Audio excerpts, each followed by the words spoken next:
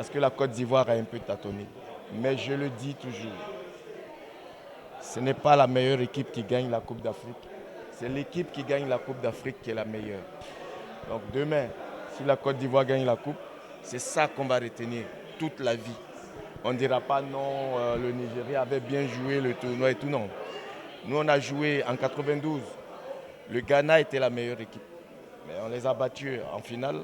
Aujourd'hui, ça me vaut d'être assis au milieu de ces légendes parce que j'ai brandi la coupe ce jour-là.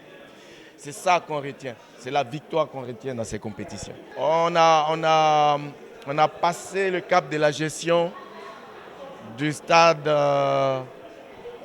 parce qu'on a perdu 4-0 à Ebimpe, mais on a gagné.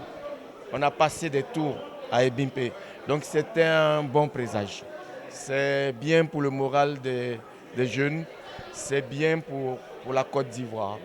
Ebimpe, désormais, ce n'est plus un fétiche pour nous. L'équipe algérienne regorge de très grands joueurs. Peut-être que l'état d'esprit manque. Mais si on prend élément par élément, secteur par secteur, l'équipe d'Algérie est aujourd'hui la meilleure composition d'Afrique.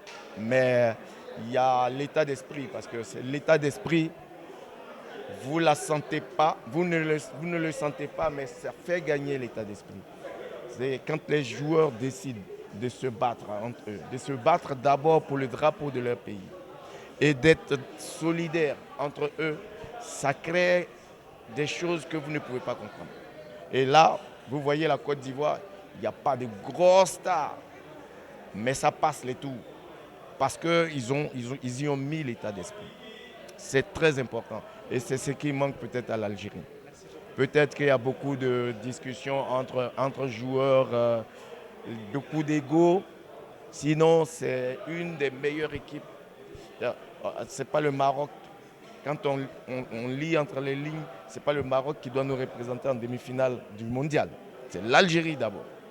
Je pense, hein. C'est mon avis. Voilà. C'est le plus grand entraîneur aujourd'hui. Tu demandes Emerse Faé ramener la Côte d'Ivoire à ce niveau.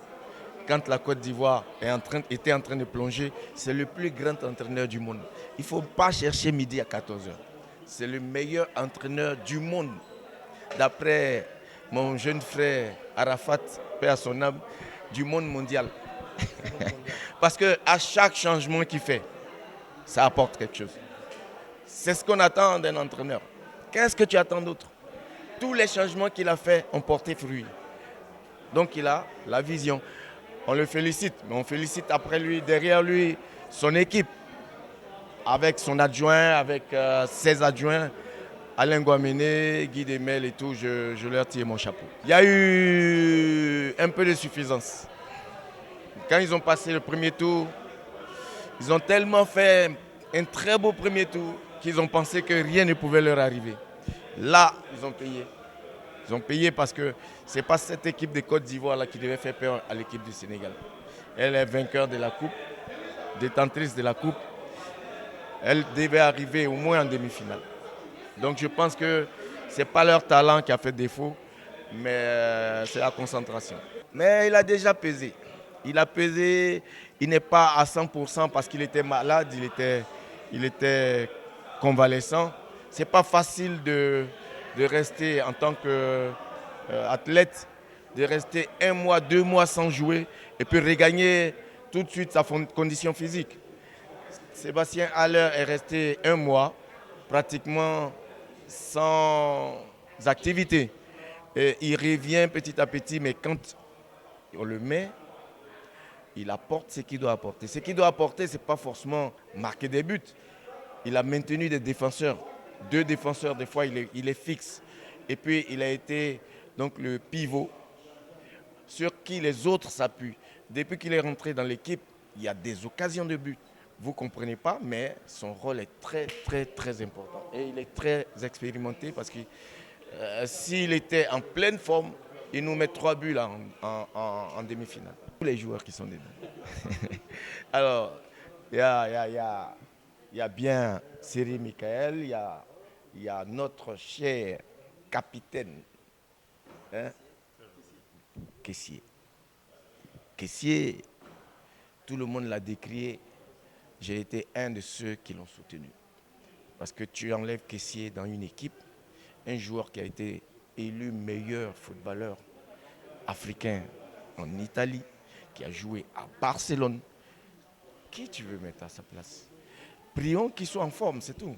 Aujourd'hui, si Sangaré était en pleine forme, on aurait eu le meilleur milieu du monde.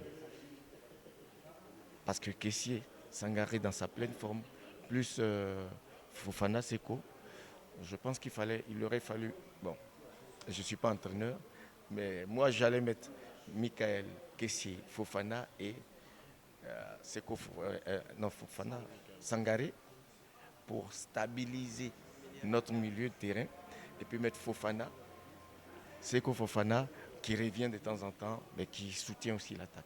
J'allais faire ça. Si j'étais, parce que les trois là, les quatre, c'est des joueurs, quand ils sont en pleine forme, tu as Tigana, tu as Gilles, tu as Gengini et puis tu as Platini. Tu vois, ça pouvait se jouer comme ça. Hein. Mais on est content de nos enfants. Ils ont fait du bon travail. Ils sont très forts. C'est les meilleurs joueurs du monde. On est content.